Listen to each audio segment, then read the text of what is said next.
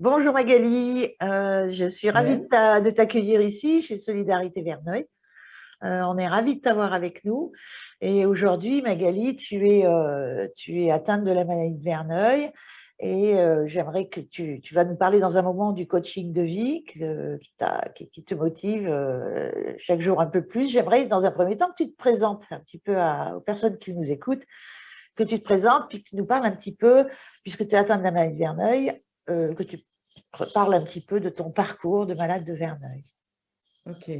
Bah, déjà, merci Hélène en fait, pour cette invitation. C'est une grande première pour moi et je suis ravie de pouvoir partager avec l'association et avec les malades, hein, voilà, en vidéo. Donc, effectivement, je m'appelle Magali Straub, je suis alsacienne, j'ai 44 ans et je suis une ancienne logisticienne. J'étais approvisionneur, voilà, c'était ma première vie professionnelle, ça c'était avant. Et depuis quelques années, effectivement, j'étais en reconversion et ben, le coaching, effectivement, les formations, notamment de coach, sont arrivées sur mon chemin et pour une très grande découverte me concernant. Donc, j'ai effectivement la maladie de Verneuil depuis 20 ans.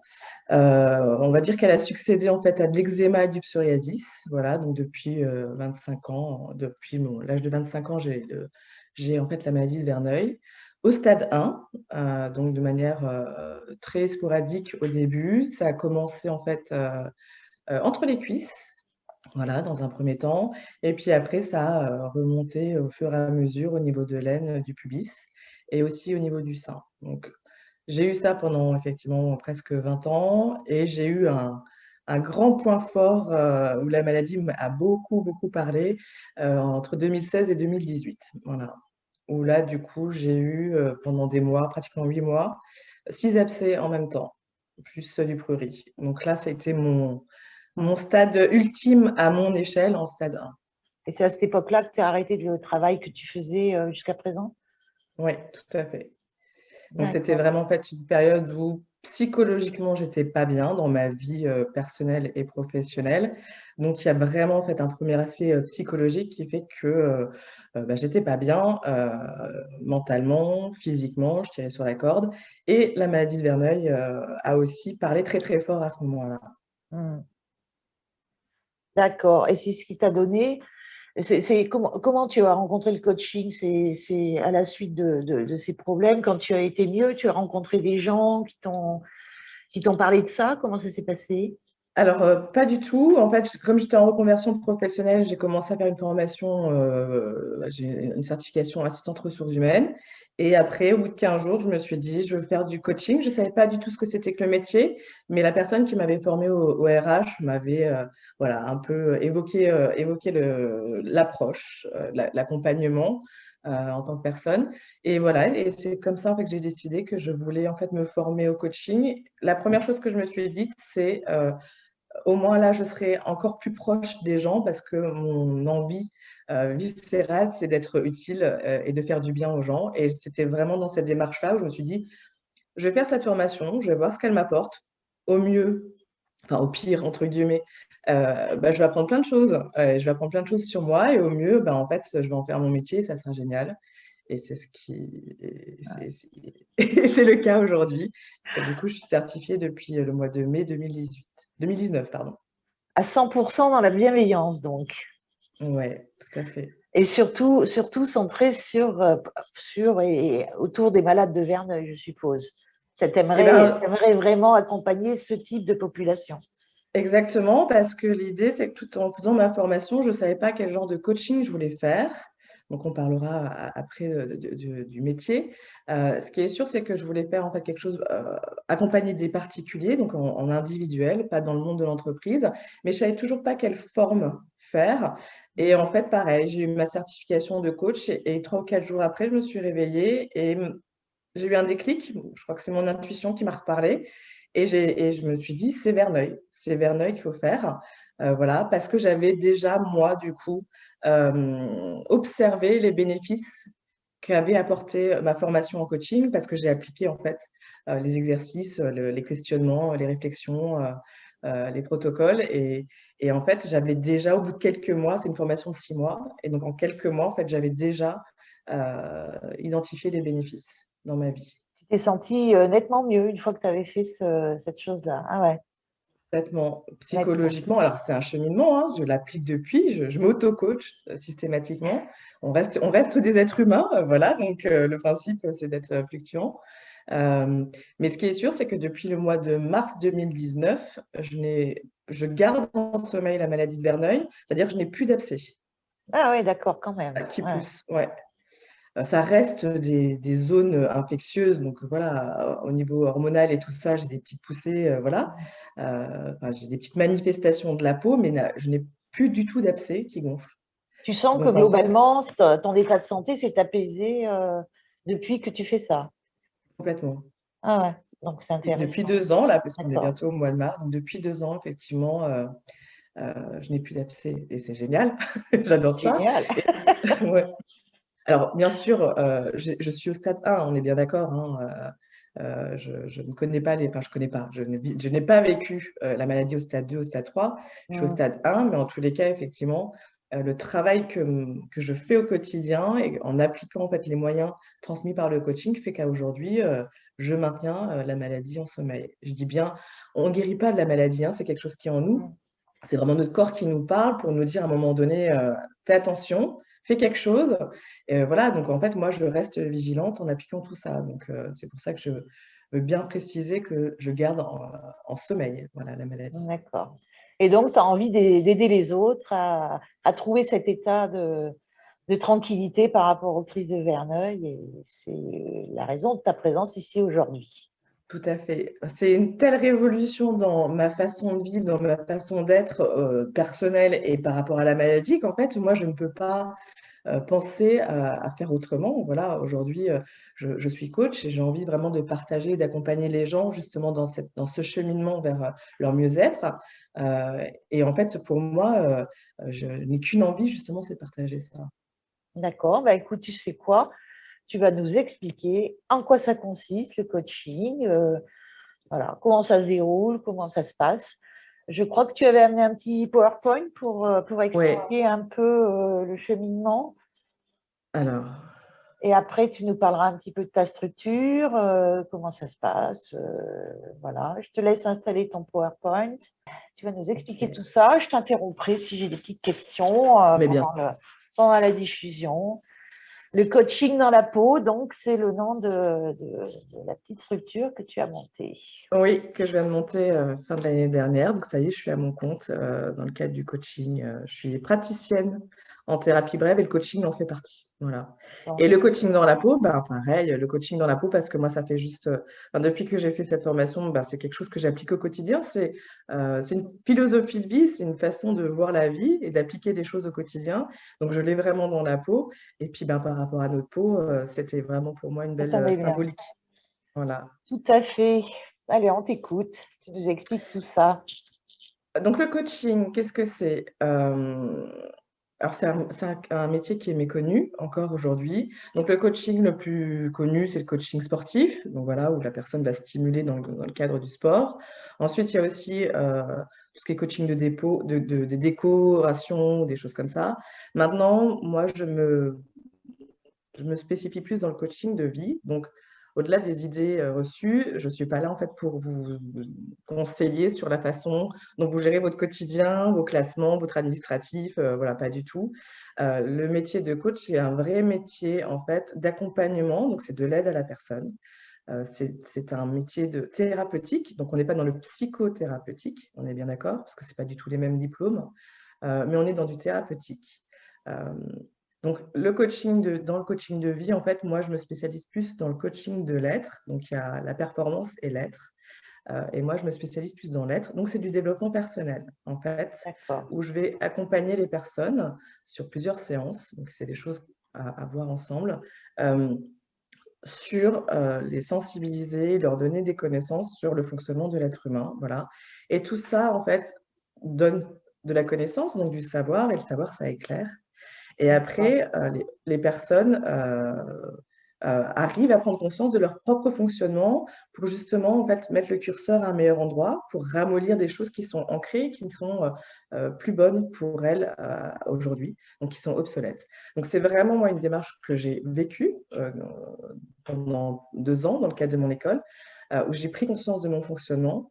J'ai déstructuré en fait tout ce qui était plus bon pour moi et pour mon équilibre, et j'ai fait un travail en parallèle d'acceptation et d'indulgence. On se l'est dit plusieurs fois toutes les deux, l'être humain est un système, voilà, où on a besoin en fait de plein de choses et d'interventions, plein d'expériences. Donc ce système, il est complexe, et le principe en fait, c'est de faire plein de petites choses, voilà, mais de l'alimenter et vraiment de faire en fait cet effort pour se faire du bien continuellement, voilà, parce que l'équilibre est fragile, voilà. En fait, mieux se connaître pour mieux se comprendre. Et à Tout à partir de fait, là, les choses sont plus simples, si je comprends bien. exactement, voilà. D'accord. Très Et bien. du coup, et donc, du coup, le gros truc aussi, en plus de tout ce travail donc de bienveillance et d'indulgence et de respecter son rythme physiologique, enfin tout ça, toute la partie mentale aussi, ben, j'ai découvert ce que c'était que les émotions. Et clairement, moi, j'ai découvert donc dans le cadre de ma formation que je fonctionnais à la colère, alors que je suis quelqu'un de très calme, très posé, mais la colère était plutôt à l'intérieur, et en fait, elle faisait des Mm. ravages. Et ma conviction, en fait, c'est que j'ai travaillé sur ma colère pendant des mois. Et c'est ça qui me permet aujourd'hui, en fait, de maintenir la maladie en sommeil. Parce que pour moi, en fait, la colère à haute dose est mauvaise pour le corps. Là, il y a des vidéos qui existent, mais ça crée en fait comme des nœuds à l'intérieur de nous, tellement que c'est fort. Et voilà, et donc du coup, ça peut potentiellement créer justement les kystes, les nodules, les abcès. Et moi, depuis que j'ai travaillé sur ma colère, depuis, je n'ai plus Verneuil, quoi. Alors, il y a toutes les autres émotions, la tristesse et des Mm. choses comme ça, mais l'enseignement que moi je dois en retirer aujourd'hui, comment le coaching, moi, m'a éclairé par rapport à ça, c'est vraiment en fait que nous sommes des êtres d'émotions, et en fait, cette connexion à nous, à notre corps, à travers les émotions, justement pour mieux en fait évoluer dans la vie. Mm. Voilà. Oui, on sait qu'effectivement, les émotions sont génératrices de poussées de Verneuil. C'est très Mmh. connu. Le Mmh. stress, on parle beaucoup du stress en particulier, mais effectivement, on sait bien que les sentiments sont souvent générateurs de poussées. Donc, Mmh. si on arrive à les contrôler, on peut se dire qu'effectivement, il y a peut-être moyen de calmer un petit peu toutes ces crises. Alors, contrôler nos émotions, donc là, je fais juste un peu de vocabulaire. Tout ce qui est sentiments et tout ça, c'est effectivement de l'agacement, voilà, enfin, du Mm. stress et tout ça. Ça, c'est du langage du sentiment. Et derrière tout ça, en fait, il y a une émotion. Donc, en fait, dans les émotions dites négatives principales, en fait, il y a la peur, la tristesse et la colère. Voilà, ça, c'est juste, en fait, un peu de jargon du métier. Et D'accord. effectivement, le principe, c'est les émotions sont là pour nous passer un message, pour qu'on fasse quelque chose. Et alors, on ne peut pas les contrôler, nos émotions, parce qu'en fait, c'est quelque chose, voilà, c'est ancré en nous. Le principe, en fait, c'est de conscientiser qu'elles sont là, qu'elles nous font des sensations dans notre corps, et que derrière, en fait, les accueillir, les extérioriser, voilà, les laisser aussi partir par la parole et par le côté, effectivement, colère ou surtout tristesse. Et derrière, effectivement, transformer tout ça pour être dans l'action. C'est tout un D'accord. processus, en fait, lié aux émotions. Très bien. Eh ben, tout un programme. Tout un programme, effectivement. Donc, ce que j'ai vraiment retiré, en fait, de mon parcours de vie et depuis mes formations, depuis 2 ans, c'est que, comme je viens de vous le dire, nous sommes des êtres d'émotions. Et donc, les émotions sont là depuis qu'on qu'on est vivant. Et en fait, elles vont s'exprimer à l'intérieur de nous pour que l'on réponde à l'un de nos besoins. Voilà. Donc, moi, je ne savais pas ce que c'était qu'une émotion à la base, il y a 2 ans. Je ne savais pas à quoi elle servait, je ne savais pas où la ressentir, je ne savais pas quoi en faire. Et vraiment, c'est quelque chose que j'ai appris à faire et que je partage justement en accompagnement, en coaching, pour que vraiment les gens apprennent à se connecter à leur corps et à accueillir tout ça et à l'extérioriser. Parce que justement, j'en reviens du coup, je vais passer à la dernière phrase. Tout ce qui s'exprime par la parole et les émotions ne s'imprime pas dans le corps. Là, c'est vraiment quelque chose qui nous a été dit, redit en formation. Plein de coachs hyper connus n'arrêtent pas de le dire et moi, je l'ai vécu. Et en fait, aujourd'hui, je laisse vraiment exprimer mes émotions justement pour pas que ma peau, via la maladie de Verneuil, soit obligée de me parler. Ce qui n'est pas dit transparaît autrement que par la parole. Et chez nous, les malades de Verneuil, ils peuvent se manifester sous forme justement de poussée, quoi, en gros. D'accord. Voilà. Donc, ce que j'ai appris d'autre, c'est que notre corps est connecté, le mental et le corps sont connectés, tous les deux. Ça, en fait, j'en avais conscience sans en avoir vraiment conscience. Bon, je l'ai vécu pendant des années. Aujourd'hui, je peux vous dire vraiment qu'il y a une interconnexion entre les deux. Donc, on a deux santé et le principe, c'est de s'occuper de nos deux santé, qu'elles soient mentales ou physiques, pour que justement l'équilibre se fasse et que l'équilibre soit là. Le principe aussi, c'est que comme je vous ai dit, je ne connaissais pas les émotions, je ne connaissais pas tout ça. Donc le principe, en fait, c'est de savoir. Parce que pour moi, le savoir, ça éclaire. Le cerveau a besoin, en fait, de savoir pour voilà, ouvrir un peu les yeux et puis comprendre. Et voilà, donc moi, en fait, ma démarche, c'est vraiment de parler des émotions, de parler de tout ça, pour que les gens sachent. Et qu'après, ils puissent appliquer dans leur quotidien, vraiment, tout seul, après, les choses, en toute responsabilisation et autonomie, pour se faire du bien et puis pour se connecter de plus en plus à son propre corps, à ses sensations, à ses émotions et transformer tout ça. D'accord. Rien que du positif qui en sort. D'accord. Et tant qu'on ne sait pas ça, ben forcément, en fait, le principe, c'est que notre corps, il va parler plus fort, quoi. Et donc, il va parler par la somatisation. Et typiquement, pour moi, la peau est le premier organe le plus grand du corps et le plus visible aussi, même si dans la maladie de Verneuil, on parle de maladie invisible parce que derrière les habits, les gens ne voient pas et puis ils ne voient pas ce qu'il y a dans notre tête. Mais pour moi, en fait, notre corps nous parle vraiment de manière visible par la peau. Et voilà. Et donc là, en fait, c'est un vrai travail de conscience de ça et de se dire, la maladie, elle est là pas pour nous faire du mal, même si on est en pleine souffrance, hein, psychologique et physique, on est bien d'accord, hein, c'est vraiment un cercle vicieux qui s'installe. Le principe, moi, c'est vraiment de me dire, ma peau me parle, qu'est-ce qu'elle veut me dire? Et c'est comme ça que j'ai commencé vraiment en fait, à changer le processus dans ma vie, pour sortir justement de cette position désagréable et me dire: «OK, qu'est-ce que je peux faire?» Voilà. Ouais. D'accord. OK. Donc le coaching, qu'est-ce que c'est? Alors bon, je vous l'ai dit déjà tout à l'heure un petit peu, c'est un métier qui est méconnu et qui est très complexe puisque l'être humain est complexe et comme en fait c'est un accompagnement thérapeutique de la personne, c'est vrai que moi aujourd'hui j'ai encore un peu de mal à résumer les choses, mais ce que j'aimerais en fait partager, c'est vraiment un moment que la personne s'octroie, du temps pour elle, pour justement réfléchir sur elle, tout en étant accompagnée. Donc réfléchir sur elle autrement et se mettre en action. Donc ça conjugue vraiment en fait la partie être et le faire. On est très bon, nous les êtres humains, on est très bon dans le mental. On est vraiment des êtres de mental. Maintenant, on est moins dans l'être. Donc on est beaucoup dans le faire, moins dans l'être. Voilà. Et donc vraiment, c'est un accompagnement qui permet de se poser, de prendre du temps. Et la personne, donc moi j'accompagne les personnes justement, je les écoute, je leur pose des questions, je leur donne des exercices, des tests à faire. Je partage en fait mes connaissances, je partage mon expérience aussi. Voilà, donc c'est une vraie démarche, c'est une vraie relation qui se crée dans le partage, dans la discussion. D'accord. L'écoute doit être prépondérante, je suppose. Tout à fait. Le principe vraiment de cet accompagnement, même si moi j'ai la maladie, voilà, que je connais la maladie telle que moi je l'ai vécue, on sait très bien qu'on a tous notre propre maladie de Verneuil. Le principe vraiment, c'est de faire du coaching. Bien sûr, dans les propos que la personne aura envie de me tenir, il y aura certainement dans son quotidien des propos sur Verneuil, mais le principe vraiment là, c'est pas de parler de la maladie de Verneuil en tant que telle, parce que moi, je n'ai pas de conseil médical à donner ou des choses comme ça. C'est vraiment justement essayer de mettre de côté un peu cette maladie pour plus se centrer sur soi et sur qui on est aujourd'hui, réfléchir sur ça, quoi, pour se faire du bien. Oui, c'est une approche très, très globale de la personne que tu as en face de toi. Ce n'est pas que le malade, c'est une approche vraiment globale de l'ensemble de l'environnement de cette personne, etc. Donc, Tout à fait.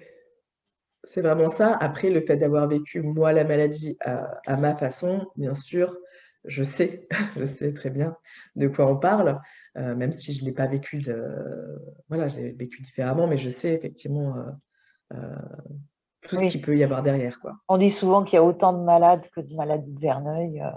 Donc, c'est Mm, vrai qu'on a tous aussi notre histoire, notre environnement qui fait qu'il y a des petites subtilités, mais qu'au fond, le résultat, dans le cas de la maladie de Verneuil, il est toujours le même, hein. complètement. Donc voilà, donc Et du coup, moi, ensuite, ce que je propose vraiment, c'est l'enseignement que j'ai retiré aussi, c'est nous sommes des êtres d'émotion, des êtres mentaux, donc psychologiques, et des êtres égotiques. Donc l'ego, c'est nos pensées, notre petite voix, voilà. Et souvent, en fait, cet ego-là, celui qui parle beaucoup, c'est l'ego blessé, c'est celui qui a tendance à dire t'es trop nul, à dévaloriser, à mettre en colère, à mettre le doigt où ça fait mal, à parler, voilà, à trottiner dans la tête pour faire imaginer le pire, tout ça. Donc ça, c'est l'ego sur lequel, en fait, moi, j'ai beaucoup travaillé et ça fait partie justement de l'accompagnement pour conscientiser, en fait, ce qui se passe dans notre tête pour calmer les choses. Voilà. d'accord, Donc égotique. c'est Ouais, je ne une connaissais approche, pas. ouais, c'est une approche triptyque. Voilà. D'accord, ok. Déconstruire les ancrages, Ouais. donc casser tout ce qui vient polluer finalement ton esprit, tout ce qui t'empêche finalement d'avancer inconsciemment. Ouais, ou même consciemment, enfin inconsciemment, c'est tellement ancré justement, ça dépend aussi de l'âge de la personne, mais bon, moi voilà, j'ai commencé ce travail-là, alors j'ai fait une psychanalyse en amont, mais j'ai commencé vraiment ce travail-là en pleine conscience par rapport au coaching, la PNL, et voilà, à 42 ans. Donc ça fait 2 ans que moi je déconstruis plein de choses. On a vraiment une construction identitaire, on a vraiment un fonctionnement qui est là et on fait parce qu'on fait quoi. Depuis des Ouais, années, on se pose même plus la question. Et vraiment, après, le fait de donner des explications sur comment fonctionne l'être humain et faire des exercices hein, là-dessus, effectivement, on va complètement ramollir dans un premier temps, ou déconstruire des choses obsolètes qui ne font pas du bien, voilà, pour reconstruire quelque chose de meilleur pour nous. Et où derrière, on a un vrai travail à faire, c'est toujours maintenir l'équilibre. Voilà, c'est pas, on ne le fait pas une seule fois hein, et pour toujours. C'est vraiment, on a conscience de ça, mais le principe, c'est que on va tout le temps en fait retomber en fait dans ces ancrages qui sont voilà, dans nos schémas en fait qui ont été là depuis des années. Donc le principe, c'est de déstructurer de plus en plus, de plus en plus, petit pas par petit pas en fait. pour ceux qui nous écoutent, tu rappelles ce que veulent dire les initiales PNL, s'il te plaît? PNL, ouais, c'est la programmation neurolinguistique.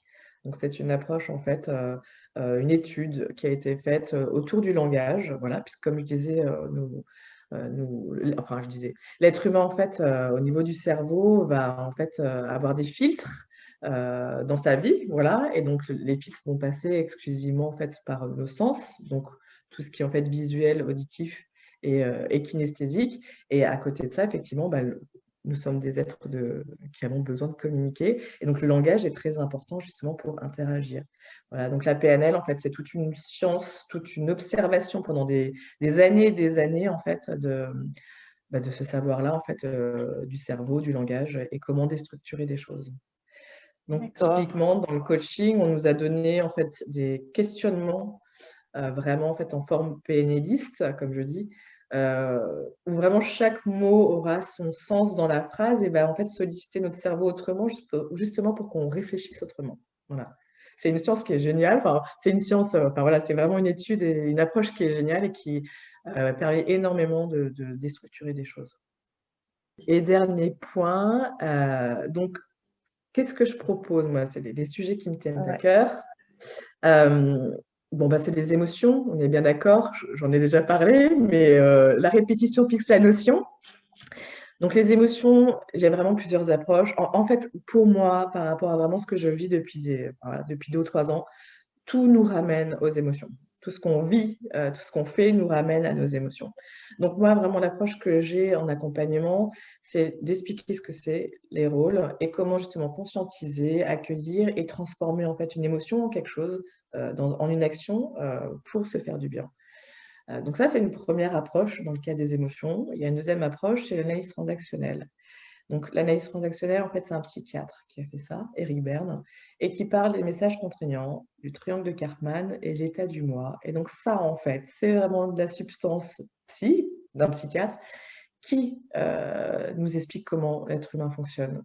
Et en faisant ça, en ayant conscience de ces trois rôles-là, trois positions, on déstructure. On déstructure et en fait, on trouve de plus en plus notre juste place et nos émotions, du coup, notamment la colère, n'a plus besoin de nous parler comme avant. Moi, ça a changé ma vie. Ça Ah ouais, à ce point? a changé, ouais, ça a changé ma vie. Donc ça, c'est quelque chose, enfin, les messages contraignants, je le fais systématiquement, voilà, et forcément, bah, comme on est un système, je suis obligée de parler de tout, voilà. Mais c'est vraiment, en fait, une approche qui est hyper importante, voilà. Pour justement nous obliger de moins en moins à ce que nos émotions nous parlent de manière vivace.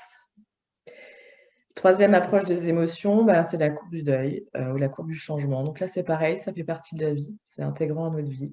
Un changement, une décision, un choix, tout est lié en fait à du changement. La vie est un cycle de changement et donc la courbe du changement ou la courbe du deuil explique beaucoup de choses en fait sur ce qu'on vit. Et à l'intérieur, eh bien, il y a la peur, la colère et la tristesse. Donc en fait, on en revient aux émotions et en conscientisant tout ça, en fait, on a plein de matière, en fait, pour comprendre et changer les choses, réellement, concrètement dans notre vie. Mhm. Voilà. Ouais, faire le deuil d'une façon de vivre qu'on avait avant et qui, voilà, maintenant, ça sera forcément plus la même, etc. Il faut apprendre à fonctionner avec ça sans tomber dans la colère, dans l'abattement ou ce genre de choses. On va passer par la colère et la tristesse, ça fait partie de la courbe Mais, de deuil, voilà. mais c'est pour tendre vers de l'acceptation après. Et donc, D'accord. comme tu dis justement par rapport à ton exemple, bah, moi, en fait, j'étais tellement dans mon mental en 2018, j'écoutais plus mon corps que bah, j'ai fait un burn-out. Voilà. Donc, ça tapait dans tous les sens, mais je savais pas quoi faire parce que j'avais pas en fait toutes ces connaissances. Et donc, bah, aujourd'hui, c'est vrai que j'ai 44 ans, bientôt 45, mais bah, j'ai plus du tout les mêmes capacités qu'avant, quoi. Et donc là aussi, c'est une question d'acceptation de la nouvelle Magali, voilà, qui n'a plus la même énergie peut-être qu'avant, qui est différente, qui voilà, Ouais, c'est une autre énergie. une C'est pas autre. forcément négatif de dire ça. Ça Non, peut être juste une autre façon de voir les choses, d'appréhender la vie qui est mais différente. c'est un travail d'acceptation D'accord. aussi. Voilà, donc ça aussi, par exemple. Du coup, l'autre approche au-delà des émotions, mais même si les émotions nous ramènent à tout, hein, c'est donc savoir s'écouter, écouter son corps, développer son indulgence. Donc ça, comme je parlais justement de la courbe du deuil ou moi des expériences que j'ai vécues. Donc on saura se raconter des choses pour justement apprendre à s'aimer inconditionnellement avec nos forces et nos faiblesses. Voilà. Donc ça, c'est aussi un vrai travail en fait de développement personnel. Heu, Autre sujet, ben, c'est donc apprendre à conscientiser notre petite voix, donc c'est ce que je disais, c'est le fameux mental, l'ego. Voilà, justement pour, ramollir les mauvaises paroles que notre ego nous donne là, sans qu'on le sache, tant qu'on n'en a pas conscience et ça, en fait, ça change aussi énormément. Ça il y a énormément, en fait, bon, de toute façon, on est un système, donc en fait, tout est imbriqué, mais il y a beaucoup en apprenant justement en pleine conscience à réagir autrement, à se parler autrement, l'anxiété descend, l'angoisse qui est dans le corps, Ouais. se calme aussi. Hem, Moi, j'étais une grande anxieuse et donc depuis que je fais ça, en fait, c'est OK. Enfin voilà, c'est à force de répétition, mais c'est un vrai apprentissage à faire et moi, ça m'a aussi énormément changé la vie, hein. Moi, j'imagine, on doit se sentir plus léger, comme tu mets, apprendre à ramollir ces mauvais ancrages. Effectivement, Mmh. on doit avoir un sentiment de légèreté, de délivrance quelque part. Euh, donc, ouais, effectivement, ça peut être très utile à l'ensemble des malades, tout ça, hein. Ça peut apprendre aussi, ça peut permettre d'être plus zen, plus détendu face à une situation de crise. Si on arrive à gérer ça, on doit pouvoir passer un petit peu au-dessus, quoi. Ouais, tout à fait. C'est avoir conscience que notre ego nous parle et nous passe des messages et à un moment donné dire: «Stop, OK, j'entends, j'ai des choses encore à travailler, mais là, ce qu'il me faut pour me faire du bien, là, c'est respirer, me sentir légère, me sentir calme. Et en parlant comme ça, justement, de manière positive à son mental, à son ego et surtout à son cerveau, ben, en fait, le cerveau ne comprend que les choses positives. Donc, en fait, c'est des choses que je partage sur des posts, mais typiquement, ce que j'ai appris en coaching et neurosciences, le cerveau ne comprend pas les phrases négatives. Donc, si je me dis je ne veux plus être stressé, le cerveau, il entend je veux être stressé. Ah, d'accord. Voilà. Donc, c'est toutes ces choses-là, en fait, que je partage justement en accompagnement. Le principe, c'est en pleine conscience de se parler autrement, justement, en fait, pour changer tous ces ancrages, et puis pour parler de manière constructive à notre cerveau pour qu'il change les choses aussi de son côté. Tout à fait. On Mmh. doit même pouvoir faire ça verbalement avec sa grosse voix. Parler à sa petite voix avec sa grosse voix, ça doit être possible, non? Se parler à soi-même. Ah bah Ça oui, aide, donc ça voilà. aide, ça aide, ça, de le faire carrément Ah, tu veux dire à voix haute? seul. Oui, à voix haute, à Ah voix bah bien haute. sûr, non mais alors, bien Ça, c'est sûr. des choses qui doivent aider énormément. Il ne faut pas avoir honte de le faire. Si ça fait du bien, il faut y aller, quoi. Ah ouais, ouais, moi quand je sens effectivement que l'anxiété revient, je sens ma petite voix qui me fait imaginer plein de choses, et ben je m'arrête, je tape des pieds sur le sol en disant: «Je suis ici, c'est ici et maintenant». Voilà, je m'ancre au présent, au sol et puis je me parle, soit dans Ouais. ma tête ou soit en fait, si je suis seule ou pas seule et je dis: «C'est bon, je sais ce que je fais tout ce que je peux». Enfin, ça c'est des choses, que je partage en accompagnement, heu, mais voilà, oui, bien sûr. C'est un peu une dualité. Finalement, il y a deux personnes en une. Et Bah, moi, ce que j'ai appris, en formation d'hypnose, parce que je fais aussi de l'hypnose, donc conversationnelle, surtout pour l'instant. Hem, Bah, nous, ce qu'on nous a dit, c'est que tout être humain, en fait, a au moins normalement constitué, hein, et donc pas sans pathologie psychologique, a au moins 10 parties en soi. Oui, mais ça peut être, voilà, ça peut comme tu dis, cette dualité. On est fait de dualité. Il y a quelqu'un qui aime ça et alors qu'il ne faudrait pas, enfin voilà, donc la vie est faite de changements et de dualité et donc en nous, on a effectivement au moins 2 Ouais. et voire plus, voilà et c'est tout Oui, à fait normal. il faut faire des choix dans la vie et des fois, c'est pas facile. Exactement. Tout à fait. Donc ça, c'est vraiment les 3 sujets principaux que j'adore, et qui me tient à c enfin, ils me tiennent à cœur, donc c'est systématique. C'est vraiment cette partie justement conscientiser de notre fonctionnement pour changer les choses. Après bien sûr, comme on est un système, il y a plein d'autres sujets qui sont abordés. Ça dépend aussi des personnes, de ce que la personne m'amène en séance. Mais il y a les croyances, les valeurs, la bienveillance, poser ses limites, l'estime de soi, le changement, le système, du coup l'équilibre aussi, hem, le fonctionnement du cerveau comme je vous l'ai dit tout à l'heure, oui, voilà, c'est plein de choses. Prendre conscience, faire le point sur nos besoins, et surtout, oui, je ne l'ai pas noté, mais la communication. Ouais. Mmh. Ouais, la communication qui est hyper importante. Donc là, voilà, c'est plein de choses que je partage, qui moi, en fait, depuis 2 ans, ont complètement changé ma vie. En faisant tout ça, un petit peu chaque jour. Je dis bien un petit peu, hein, le principe c'est pas ouf, voilà. Mais il existe plein de choses. De toute façon, on retient que 10 de la matière. Ouais. Mais voilà, le principe, c'est de toute façon, on fait ce qu'on peut. Voilà, on applique, on se fait du bien un petit peu tous les jours et à un moment donné, effectivement, le système, il se positionne autrement et tout ça fait qu'en fait, on se sent de plus en plus intègre. Donc vraiment aligné avec on pense quelque chose, donc intégrité, c'est je pense, je dis, je fais la même chose. D'accord. Voilà Ouais. et donc en étant aligné avec l'être qu'on est à l'intérieur, eh ben, nos émotions ne sont plus obligées de nous parler de la même manière et du coup, bah, notre peau non plus, voilà et donc c'est vraiment en faisant ce travail continu depuis 2 ans en fait que Verneuil pour l'instant, m'embête pas. Voilà.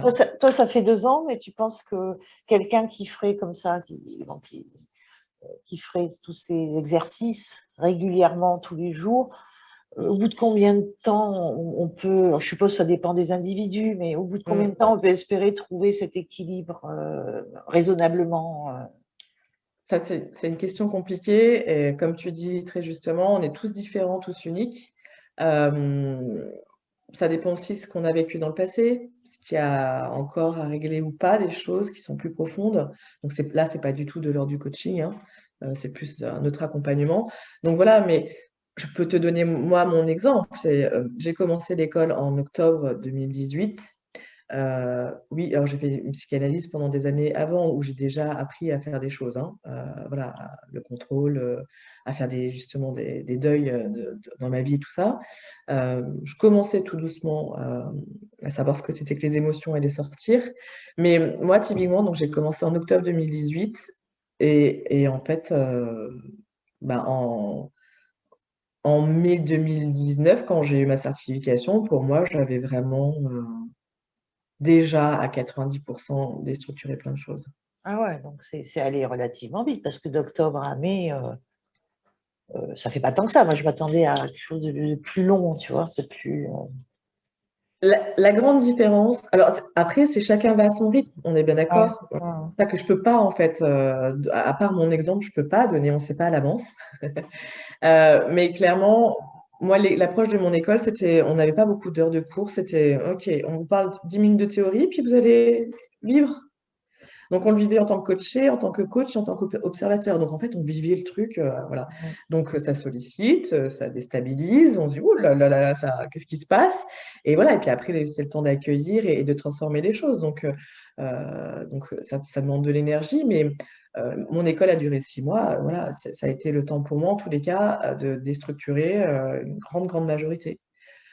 D'accord. Maintenant, comme je dis, le vrai travail continue. Enfin, le développement personnel, de toute façon, c'est à vie, hein.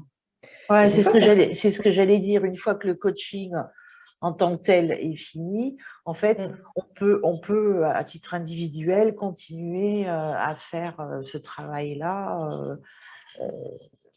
Et c'est pas difficile, quoi, de se retrouver seul avec soi-même et de continuer ce travail-là. Je suppose qu'une fois que l'habitude, le pli est pris, on a les réflexes pour continuer ça dans le temps. Alors, le principe, c'est que moi, vraiment, dans le cadre de l'école, on nous a donné la substance, on a fait l'exercice 1-2 fois en groupe, et après, moi, je l'ai fait toute seule chez moi. D'accord. Voilà, avec les cours en support. Vraiment, ce que je partage et ce que l'école m'a partagé, il ne faut pas sortir de Saint-Cyr, hein. Les informations sont très simples. La vraie difficulté, entre guillemets, derrière, c'est l'assiduité. C'est-à-dire, c'est vraiment ce travail en pleine conscience de se dire, pour changer les choses, je dois me prendre en main et me prendre en main, c'est d'appliquer encore et encore et encore et encore, jusqu'à ce que ça s'installe comme une nouvelle habitude, un nouveau réflexe. Voilà, et le cerveau a besoin de temps et de répétition lui aussi. Donc après, ça dépend des personnes, mais le vrai enjeu, c'est de se dire: «Je sais quoi faire, donc je le fais» et je le fais aussi souvent qu'il le faut. Jusqu'à ce que ça devienne naturel dans ma vie, voilà. Il n'y a pas des risques de découragement, de ah, j'y arrive pas, je comprends pas, ça marche pas comme je voudrais, et cetera, et on se décourage et on a tendance à laisser, à ne plus le faire dans le temps? Ça peut, bien sûr, mais j'en reviens à ma propre expérience, hein. Je suis pas en train de dire que moi je m'auto-coach tous les jours, voilà, Mmh. en appliquant tous les jours des choses. On reste des êtres humains, donc en fait, la partie indulgence que j'ai développée aussi, c'est de se dire: «Je fais ce que je peux». C'est-à-dire que même si à un Ouais, moment donné, effectivement, même ouais, si à un moment c'est bien, oui, c'est bien, effectivement. voilà, je parle à Ouais. ma petite voix autrement. L'avantage. Plutôt que de voilà, c'est me dire: «Bon, bah, je sais ce qu'il y a à faire, ouais, bon, bah, je le fais pas». Donc plutôt que d'être dans la culpabilité, c'est dire: «Bon, bah, OK, c'est comme ça». Pendant un temps, j'ai oublié de le faire, j'avais pas l'énergie, j'avais pas la foi, j'avais pas la force, j'avais envie de faire autre chose ou rien faire. C'est OK, je vais à mon rythme et si je rechute, mais comme j'ai conscience des choses, on rechute, mais on D'accord. rebondit beaucoup plus rapidement, voilà. Donc oui, il peut y avoir des découragements. Et ça fait peut-être partie aussi du processus. Mais quand on a vraiment la connaissance et la substance de ce qu'il faut appliquer, parce que moi je le dis en accompagnement, les gens après ils écrivent, enfin moi je peux aussi partager des supports, hein, vraiment c'est voilà pour qu'ils les aient, pour que tout le monde puisse le faire, à la maison après, tout seul. Le principe c'est ça, hein. C'est vraiment partager des moyens et que les gens on en discute et qu'après en fait, au fur et à mesure des séances, on peut revenir sur plein de sujets, hein, voilà, au fur et à mesure et une fois que l'accompagnement est passé, c'est, ben, voilà, c'est Ah, à toi de jouer. tu donnes les clés, quoi. Voilà, exactement. D'accord. OK, très bien. On va passer à la diapo suivante. oui, donc c'est bien, tu as mis tes coordonnées parce que du coup, tu peux proposer à tous ceux qui nous écoutent ou au-delà de nos frontières Mm. un accompagnement. De toute façon, je remettrai tes coordonnées en bas en fin du visio là. Qu'est-ce que tu pourrais nous rajouter d'autre qui te tient à cœur, que tu as envie, un autre message que tu aurais envie de faire passer Bah, déjà, sur l'approche du coaching que je propose, dans tous les cas, c'est donc du coaching donc pour les particuliers, bien sûr, en individuel, parce qu'on est vraiment dans du coaching de l'aide, donc sur la personne. Donc, moi, j'ai du mal à envisager de faire ça en groupe, mais bon, peut-être que ça va changer, mais voilà. Et par téléphone. Oui, c'est ce que j'allais Euh, dire. Ça peut se passer par téléphone, par visio, comme ce qu'on est en train de faire. Comment ça se passe Alors moi, ce que concrètement? je propose, c'est par téléphone. Alors je vais vous raconter la petite anecdote, c'est que moi, quand j'ai commencé le coaching, je me suis dit non, non, ça va être dans la même pièce, c'est pas possible autrement. Moi, je suis là pour les gens, voilà. Et en fait, les gens qui sont dans le métier ont dit non, mais Magali, le coaching par téléphone, c'est très très bien, tu vas voir. Donc j'ai mis quelques mois, mais j'ai ramolli en fait cette croyance de me dire voilà. Et oui, depuis, je fais par téléphone et c'est très très bien. Ça permet justement de développer l'écoute active. Par téléphone, ça permet aussi surtout justement de ne pas se déplacer, donc on gagne du temps. On est chacun chez soi, dans sa zone de confort, voilà, Ouais. donc on se sent bien. Et après, voilà, c'est un échange vraiment par téléphone. Et là, en fait, où plein de gens me proposent justement, mais pourquoi pas la visio? Eh bien, je vais vous expliquer. C'est que justement, le cerveau, derrière une visio, ça reste un écran où il peut y avoir des problèmes techniques. Et donc, le cerveau, en fait, va plus utiliser son énergie à essayer de capter voilà, des mimiques, des choses qui ne sont pas très claires, parce que ce n'est pas dans la même pièce. Et donc, en fait, toute l'énergie va être utilisée par le cerveau juste pour du sens visuel, parce que la technique est mauvaise. Et donc, en fait, j'aurai moins, moi, d'énergie pour l'écoute active. D'accord. Et ça ne te gêne pas Voilà. de ne pas voir les gens, Non, du tout. hein? C'est curieux. Moi, il me semble, Ouais. enfin, moi, Alors, je trouve que c'est agréable de voir les gens, d'être en face d'eux, parce que de la communication, c'est pas qu'une voix, c'est aussi des expressions, des mimiques, des gestes, tu vois. Je parle avec mes mains, etc. Ça ouais. compte, ça, dans une conversation, mais du coup, toute cette partie-là, il est complètement occulté.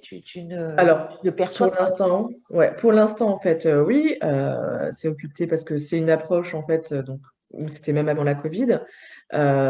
L'idée, bien entendu, c'est qu'un jour, j'ai un endroit, en fait, pour accueillir des gens qui habiteront autour de chez moi. Et effectivement, à un moment donné, si les gens ont besoin de visio, euh, je sais être flexible, je sais répondre. Enfin, voilà. Si c'est un réel besoin, si après mes explications, il y a toujours une espèce de résistance, non, non, mais moi j'ai besoin de voir, bien sûr que la visio par Skype Mm. ou Zoom sera complètement envisageable.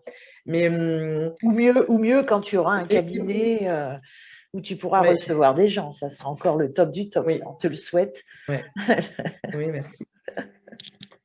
Donc en tous les cas, c'est vrai que l'avantage aujourd'hui, c'est que c'est par téléphone et donc c'est partout en France. Voilà. Donc, et même au-delà des frontières, juste parler français parce que je ne sais pas parler d'autres langues. Voilà. Oui, Euh, oui, enfin, les Suisses, les Belges et les Canadiens, éventuellement. oui, tout à fait. Exactement. Donc ça, c'est par rapport à l'approche. Et après, moi, ce que j'ai juste envie de dire, c'est que bien sûr, il y a une première. Donc l'idéal pour moi, ce qui a été vraiment en fait transmis par l'école, c'est un accompagnement en fait que j'appelle long. C'est 12 séances. Puisqu'on parle de développement personnel et de plein de choses à prendre conscience, à accueillir, à déstructurer, à reconstruire.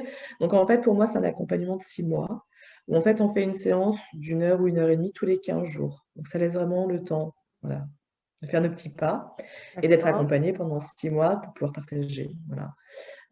Donc ça, c'est cet accompagnement pendant 6 mois. Ça, c'est mon approche. Après, il peut y avoir des approches, comme j'appelle, de découverte. On fait juste un sujet, genre les messages contraignants, ou juste les émotions, ou juste la courbe de deuil, ou la petite voix, des choses comme ça. Mais vraiment, le développement personnel, tel que moi je l'ai vécu dans le cadre de l'école, c'est vraiment en fait cette progression semaine par semaine, quoi. Voilà. D'accord. C'est des séances d'une heure à une heure et demie, ça dépend de ce qu'il y a à dire. Et les gens qui viennent, enfin qui donc font une séance avec toi, tu leur demandes, dans l'espace des intervalles des 15 jours avant le prochain rendez-vous, tu leur demandes de travailler quelque chose en particulier, de réfléchir à quelque chose pour la séance suivante. Comment ça se passe? Ça dépend, en fait, le principe, c'est, donc moi, je transmets de la substance, enfin, alors on peut appeler ça des conseils, mais c'est plutôt de la substance, des moyens neuroscientifiques voilà, ou psychologiques.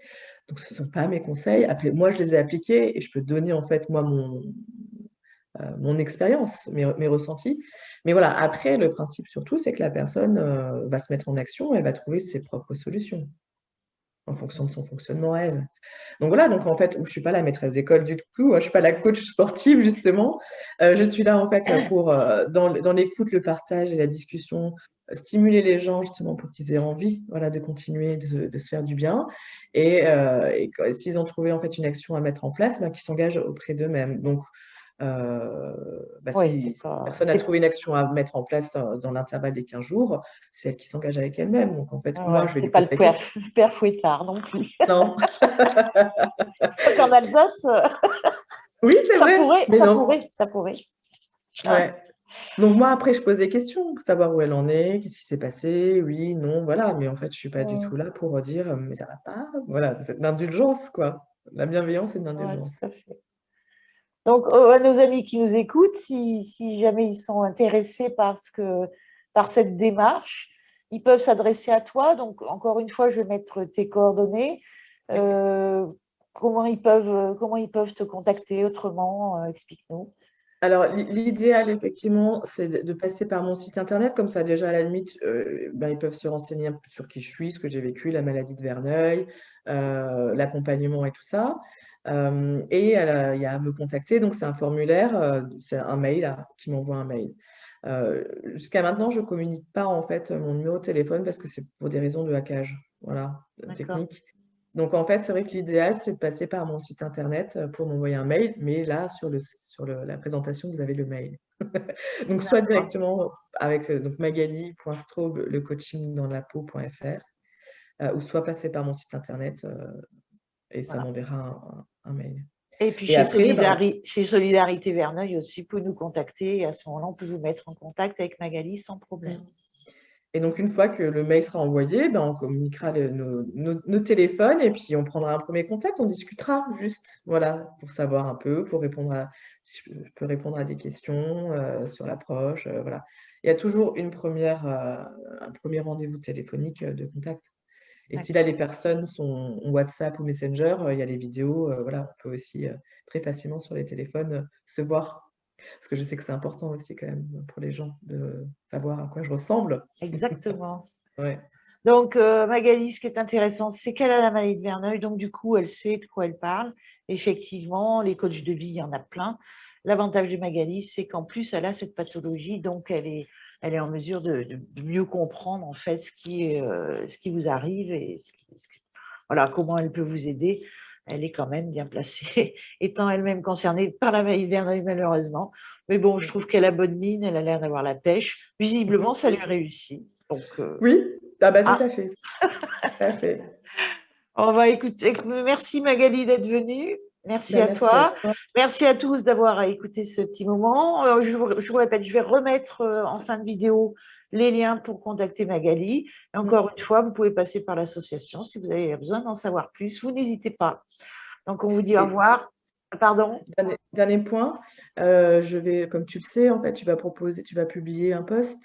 Oui, je vais proposer en fait voilà. 2 accompagnements gratuits, en fait. Donc 2 accompagnements longs, complets de 6 mois gratuitement, justement pour faire découvrir cet accompagnement, cette approche du métier et tout ce que j'aime transmettre. Voilà, donc si on va mettre cette offre de Magali, on la remercie parce que c'est simple, c'est pour nous faire plaisir qu'elle fait ça, donc c'est super.